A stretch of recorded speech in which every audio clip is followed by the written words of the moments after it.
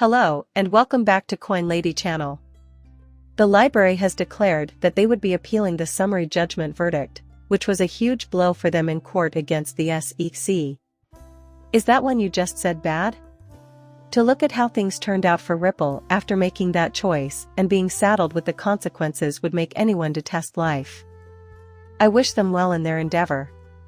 They don't want to finish everything, wait around, and then start to appeal, so they're due to respond to the SEC's rejection to Ripple's desire to rush immediately into appeals tomorrow. They just lost so terribly at the SEC and the Ripple lawsuit that they want to go. Now, lawyers and other experts have told us it's highly unlikely to happen, but we won't know for sure until the judge rules. Many have inquired as to the duration of this process. I'll tell you this much, for the foreseeable future, at least, the rules are backwards. And rather than urging a swift resolution, we'd rather that this procedure take as much time as possible. This is the current rule of law. XRP is not a security in any way. We are in no hurry to hear any appeals, and the SEC has no jurisdiction when it is sold on the open market. You're at an excellent spot. However, they will likely be unable to take action until the next bull run because of the loser draw. Further, I doubt they'll fare any better on appeal. Anyway, I suspect we'll soon find out what Judge Torres's excellent ruling actually entails. Now, I thought Chris Larson did a really great interview not too long ago when he spoke with Bloomberg. And he talked about how San Francisco used to be the global leader in blockchain, the mecca of blockchain development, innovation, and building massive companies.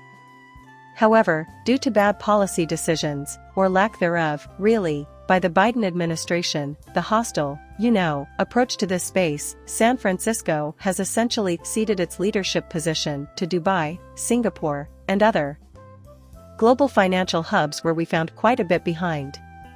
And it has ripple effects all the way out to San Francisco, which is seeing somewhat of an AI boom right now. There are a large number of openings, nevertheless.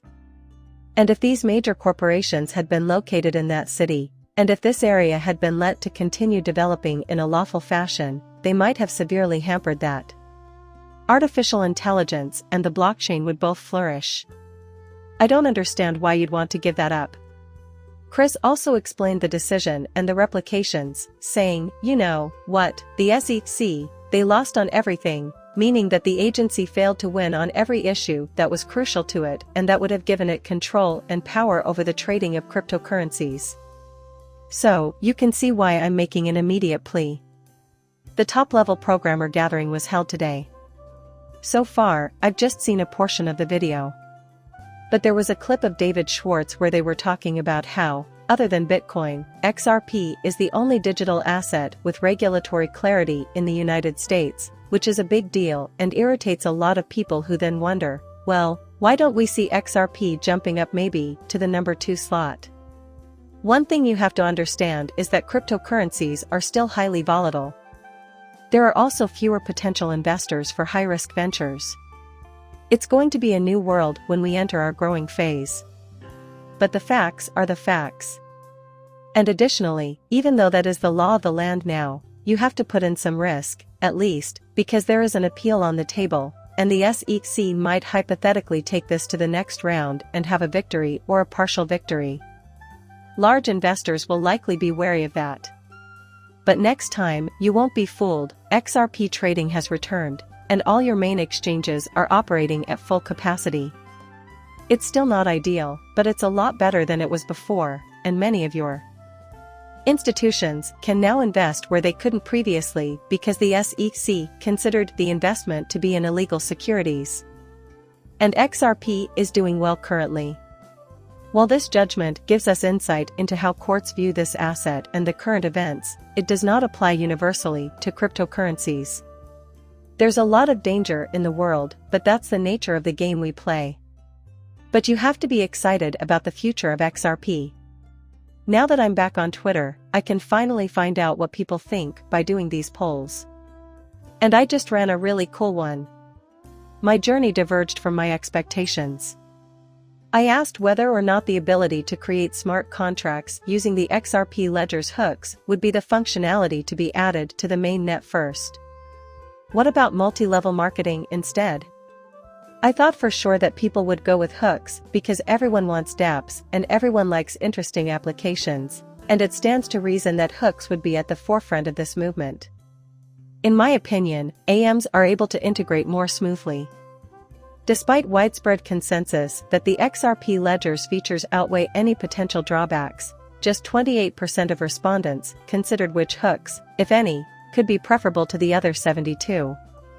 Picking, although I don't think it's an either/or situation, integrating the XRP ledger with M seems like a lot to ask for.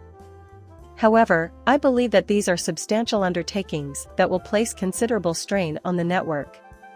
The bright side is that we have a plan going ahead, and if everything goes well, we'll be able to integrate AMs into the main net, at which point we'll have access to the hook side chain, where all the advanced capabilities can be tested in a real-world setting. And you'll be able to do that in that setting. This is fantastic news since it means we will soon have two completely operating chains, one based on Bitcoin and the other based on XRP. I can guarantee that the functional aspects of the hook side chain will be ported over to the XRP ledger, as its developers are also among our most active contributors. They are experts in their field, and they design with XRP in mind. Think about it, the Texas government paid a Bitcoin mining company $31 million in August alone to shut down its miners and reduce its energy consumption. That's a lot of money for a company to pay its employees not to work, especially considering that August was likely not a good month for mining profits. And now the state of Texas is really paying them to reduce their consumption. Really, they slashed funding by 95%. But you're not losing any money, therefore it's all profit. That was a huge boon for the mining firm. The changes that Polkadot is through at the moment are incredible. Right now, I wish they had started this a year ago. However, they are reconsidering their entire approach. It appears that the parachain arrangement, with its fixed long-term lease time for these pair of chains, will be eliminated once we upgrade to this Polkadot 2.0 infrastructure. It's exciting to be a part of that process and put your money where your mouth is, right? But what I've always wanted was to establish something lasting there, like a project. What if I find out I can't afford it? I fear for the future of my company if I am unable to afford the cost of relinking two chains. So, they're considering it. And I believe the whole chain, long-term lease, will be eliminated. After that, we won't have to worry about saving up for a huge balloon payment. Instead, we'll have a series of smaller, more frequent payments. There's a lot happening with Polkadots, and I can tell you that people are losing faith in both Cardano and the Dot coin. If we continue to experience a downturn, I believe you will want to take advantage of the work being done now in these two ecosystems because they are, the top ecosystems in the world in terms of development. Week in and week out. It's a major issue. Last but not least, I'm curious as to your thoughts on the XRP community boom culture, which has many people on Twitter fuming. I, for one, enjoy the occasional uptick in activity in the XRP community. There's some major news that just came out. I prefer a loud release. If you agree with those who think we're going too far, though, please comment below and tell me why. Should we save the boom back for very major announcements, or do away with it altogether? Though it doesn't bother me personally, many people seem to be demanding, stop it with the boovin, as well as the standard requests for likes and subscribe.